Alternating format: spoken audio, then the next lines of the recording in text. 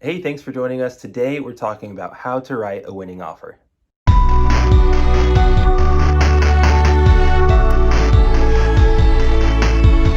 Hey, it's Andrew Lamb here, Andrew Lamb Real Estate Team, and today we're talking about how to write a winning offer. We have the lowest inventory I've seen in years and years here in Northern California, and that means a lot of homes are getting multiple offers. The homes that are on the market are seeing a lot of demand from the tons of buyers who are trying to get their interest rates locked in under 3%. Well, that's still the case.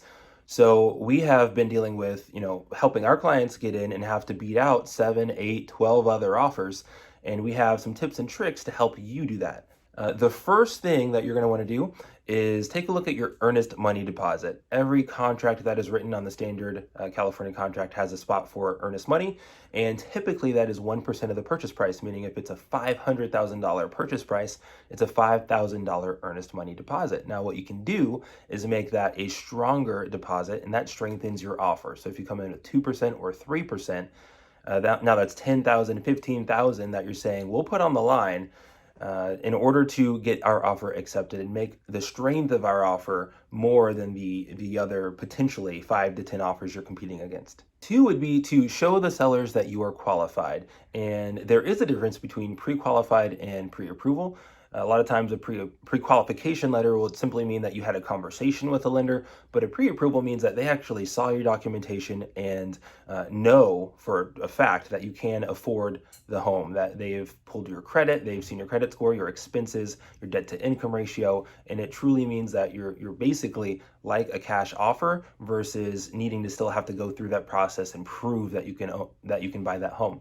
The other option is to get a TBD approval, which means to be determined, meaning they've already sent you to underwriting, you're fully approved. The only thing they need is an appraisal and a preliminary title report, and now you're able to buy that home. And because you've gone through that process already of underwriting, you can actually close on that home in as little as 10 to 14 days. Three would be to give the sellers the settlement date, the closing date that they are looking for. So I always recommend when writing an offer, and I coach agents on this as well, I tell them, call the listing agent and find out what it is the seller is looking for. It's not always price. If you can get them the terms, if you can get them, if they want an additional week rent back for free because they have yet to close on their next home, knowing those things in advance can really help you write a better offer than anyone else you're competing against. Four would be to waive or shorten your contingency periods. So that would mean the length of time you have to do inspections, which by default is 17 days in our California contract. And you can also shorten your appraisal contingency. So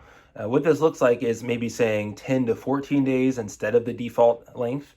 And again, if you've gone through that process of getting a TBD approval, you can also shorten your loan contingency from 21 days to 14. Five would be to make it personal. Write a letter to the seller, letting them understand your situation, learn more about your family or your dynamics and what's bringing you to the area. And we've had a lot of success with our clients opening up about the situation and just stating how much they love the home and why it would be a perfect fit for them. Some real estate agents will present it. Some sellers want to know, some sellers don't, but I always recommend going for it because you have nothing to lose. And six would be to write your best offer. When you are in a market right now that is very extremely hot, 75% of offers across the country are getting 75% of homes across the country are getting multiple offers right now.